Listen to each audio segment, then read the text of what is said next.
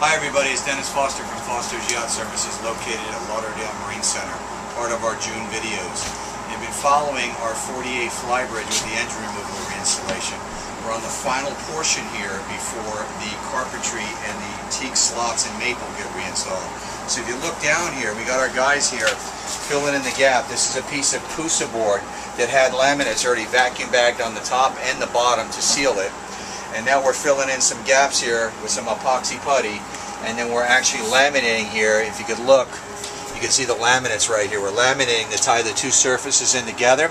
Then we'll block this down and put the new teak strips right on top of this. And then that'll be the final portion to close up the hole that we cut out to remove and reinstall the new engine. Then the teak will come back, then we'll put all our seating here and our seating back over there, and the salon will start to come back together as it was before. So, until we get our teak slats back on here and this thing starts to come to life and be back to put to pre-casualty condition as it was before, Dennis Foster from Foster's Yacht Services located at Lauderdale Marine Center, part of our June videos on the 48 Flybridge engine removal and reinstallation, signing out.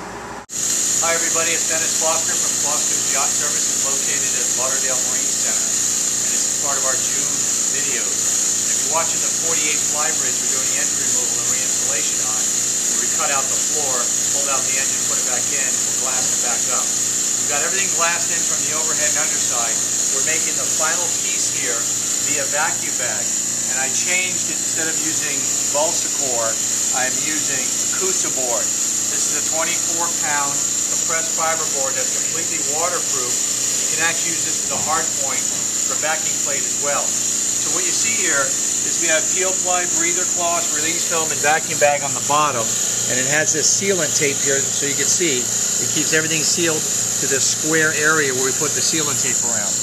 Then it has the same layers on the top. It's got the fiberglass, the peel ply, the breather cloth, the release film, and the vacuum bag on it.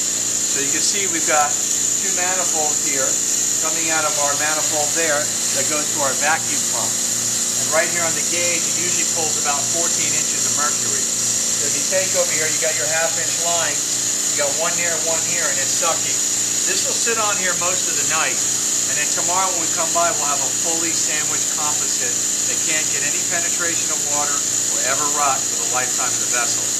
Then we'll put this piece in the floor, flexes it on with a level, make sure it's level, glue it in, and then grind around the seams and glass it where the old floor meets the new floor, and they're tied together. So, until we get the new floor into the boat in our 48-footer, Dennis Foster from Foster's Yacht Services, located at Lauderdale Marine Center, here in our shop on the east side, signing out.